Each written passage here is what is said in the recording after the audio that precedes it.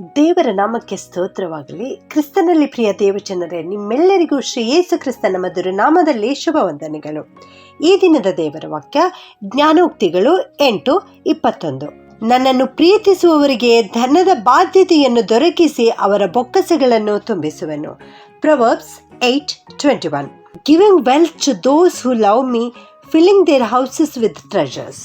ಇವತ್ತಿನ ಈ ವಾಕ್ಯದಲ್ಲಿ ನಾವು ನೋಡ್ತಾ ಇದ್ದೇವೆ, ದೇವರು ನಮಗೆ ಹೇಳ್ತಾ ಇದ್ದಾರೆ, ನನ್ನನ್ನು ಪ್ರೀತಿಸುವವರಿಗೆ ಎಂಬುದಾಗಿ. ಯಾರು ಯೇಸು ಸ್ವಾಮಿಯನ್ನು ಪ್ರೀತಿಸುತ್ತಾರೋ, ಯಾರು ದೇವರನ್ನು ಪ್ರೀತಿಸುತ್ತಾರೋ ಅಂಥವರ ಜೀವಿತದಲ್ಲಿ ಯಾವ ಆಶೀರ್ವಾದವನ್ನು ಕೊಡ್ತೇನೆ ಎಂಬುದಾಗಿ ಇಲ್ಲಿ ದೇವರು ಹೇಳ್ತಾ ಇದ್ದಾರೆ.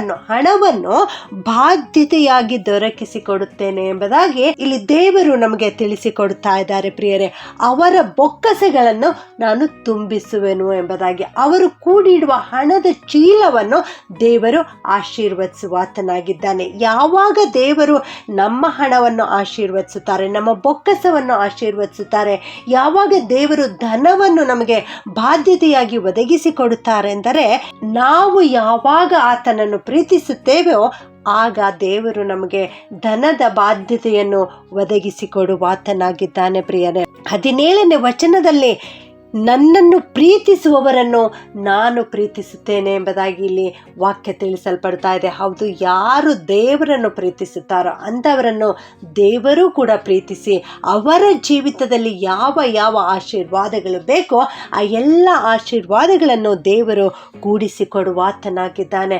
ಹಣವನ್ನು ಸಂಪಾದಿಸುವುದಷ್ಟೇ ಅಲ್ಲ, ಅದನ್ನು ಉಪಯೋಗಿಸಿಕೊಳ್ಳುವಂತಹ ಜ್ಞಾನವನ್ನು ಕೂಡ ದೇವರು ಒದಗಿಸಿಕೊಡುವಾತನಾಗಿದ್ದಾನೆ. ನಾವು ದೇವರನ್ನು ಪ್ರೀತಿಸುವಾಗ ನಾವು ಹಣವನ್ನು ಸಂಪಾದಿಸಲಿಕ್ಕೆ ಜ್ಞಾನವನ್ನು ದೇವರು ಕೊಡುತ್ತಾರೆ ಮತ್ತು ಆ ಸಂಪಾದಿಸಿದ ಹಣವನ್ನು ಉಪಯೋಗಿಸಿಕೊಳ್ಳಲಿಕ್ಕೂ ಕೂಡ ದೇವರು ಜ್ಞಾನವನ್ನು ಕೊಡುವಾತನಾಗಿದ್ದಾನೆ. ಇದೇ ಜ್ಞಾನೋಕ್ತಿ 8 ಮೊದಲ 4 ವಚನಗಳಲ್ಲಿ ನಾವು ನೋಡುತ್ತೇವೆ, ಜ್ಞಾನವನ್ನು ದೇವರು ಒದಗಿಸಿಕೊಡುವಾತನಾಗಿದ್ದಾನೆ ಎಂಬುದಾಗಿ. ಹೌದು ನನ್ನ ಪ್ರಿಯ ದೇವಜನರೇ, ನಾವು ದೇವರನ್ನು ಪ್ರೀತಿಸುವಾಗ ದೇವರು ನಮ್ಮನ್ನು ಪ್ರೀತಿಸುತ್ತಾರೆ. ದೇವರು ನಮಗೆ ಬೇಕಾಗಿರುವಂಥವುಗಳನ್ನು ಒದಗಿಸಿಕೊಡುವಾತನಾಗಿದ್ದಾನೆ. ಕೀರ್ತನೆ 91:14 ನಾವು ನೋಡುತ್ತೇವೆ, ಅವನು ನನ್ನಲ್ಲಿ ಆಸಕ್ತನಾಗಿರುವುದರಿಂದ ಅವನನ್ನು ರಕ್ಷಿಸುವನು ಎಂಬುದಾಗಿ. ಯಾವಾಗ ನೀನು ದೇವರಲ್ಲಿ ಆಸಕ್ತಿಯನ್ನು ತೋರಿಸುತ್ತೀಯೋ, ಯಾವಾಗ ನೀನು ದೇವರನ್ನು ಪ್ರೀತಿಸುತ್ತೀಯೋ ಆಗ ದೇವರು ನಿನ್ನನ್ನು ರಕ್ಷಿಸುವಾತನಾಗಿದ್ದಾನೆ.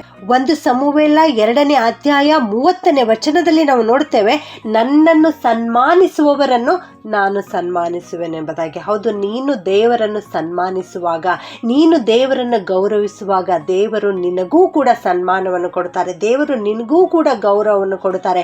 ನಿನ್ನ ಜೀವಿತದಲ್ಲಿ ಏನು ಬೇಕೋ ಅದನ್ನು ದೇವರು ಒದಗಿಸಿಕೊಡುತ್ತಾನೆ. ಆದುದರಿಂದ ನನ್ನ ಪ್ರಿಯ ದೇವಜನರೇ, ನಾವು ದೇವರನ್ನು ನಮ್ಮ ಪೂರ್ಣ ಹೃದಯದಿಂದ ಪ್ರೀತಿಸೋಣ. ಯೇಸು ಸ್ವಾಮಿ ನಮಗೆ ಕೊಟ್ಟಿರುವ ಮೊದಲನೇ ಆಜ್ಞೆ, ನಿನ್ನ ದೇವರಾದ ಯೆಹೋವನನ್ನು ಪೂರ್ಣ ಹೃದಯದಿಂದಲೂ, ಪೂರ್ಣ ಪ್ರಾಣದಿಂದಲೂ, ಪೂರ್ಣ ಬುದ್ಧಿಯಿಂದಲೂ, ಪೂರ್ಣ ಶಕ್ತಿಯಿಂದಲೂ ಪ್ರೀತಿಸಬೇಕು ಎಂಬುದಾಗಿ. ಹೌದು, ಬರೀ ಬಾಯಿಂದ ಮಾತ್ರ ಯೇಸುವೇ ನಾನು ನಿನ್ನನ್ನು ಪ್ರೀತಿಸುತ್ತೇನೆ ಎಂಬುದಾಗಿ ಹೇಳುವುದು ಮಾತ್ರವಲ್ಲದೆ, ನಾವು ನಮ್ಮ ಹೃದಯದಿಂದ ಆತನನ್ನು ಪ್ರೀತಿಸಬೇಕು, ನಮ್ಮ ತನು ಮನ ಧನದಿಂದ ಆತನನ್ನು ಪ್ರೀತಿಸಬೇಕು, ನಮ್ಮ ಕ್ರಿಯೆಗಳಿಂದ ಆತನನ್ನು ಪ್ರೀತಿಸಬೇಕು, ನಮ್ಮ ನಡೆ ನುಡಿಗಳಿಂದ ಆತನನ್ನು ಪ್ರೀತಿಸಬೇಕು. ಆಗ ದೇವರು ನಮ್ಮ ಜೀವಿತದಲ್ಲಿ ಆಶೀರ್ವಾದವನ್ನು ಕೊಡುತ್ತಾರೆ, ನಮಗೆ ಧನದ ಬಾಧ್ಯತೆಯನ್ನು ಒದಗಿಸಿಕೊಡುತ್ತಾರೆ. ನಮ್ಮ ಬೊಕ್ಕಸವು ಯಾವಾಗಲೂ ತುಂಬಿರುವಂತೆ ದೇವರು ಆಶೀರ್ವಾದ ಮಾಡುತ್ತಾರೆ. ಪ್ರಾರ್ಥನೆ ಮಾಡಿಕೊಳ್ಳೋಣ.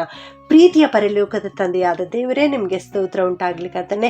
ನಾವು ನಿನ್ನನ್ನು ಪ್ರೀತಿಸಬೇಕು, ಆಗ ನೀವು ನಮ್ಮನ್ನು ಆಶೀರ್ವದಿಸುತ್ತೀರಿ, ಆಗ ನೀವು ನಮ್ಮನ್ನು ರಕ್ಷಿಸುತ್ತೀರಿ, ಆಗ ನೀವು ನಮಗೆ ಧನದ ಬಾಧ್ಯತೆಯನ್ನು ದೊರಕಿಸಿಕೊಡುತ್ತೀರಿ ಅನ್ನೋ ವಾಕ್ಯ ಇವತ್ತು ಕಲಿಸಿಕೊಟ್ಟಿದ್ದೀರಿ ದೇವ. ನಿನಗೆ ಸ್ತೋತ್ರ ಉಂಟಾಗಲಿ ಸ್ವಾಮಿ. ಹೌದು ಕರ್ತನೇ, ಇಂದಿನಿಂದ ನಾವೆಲ್ಲರೂ ನಿನ್ನನ್ನೇ ಪ್ರೀತಿಸುತ್ತೇವೆ ದೇವ. ಆಶೀರ್ವಾದ ಮಾಡು ಕರ್ತನೇ.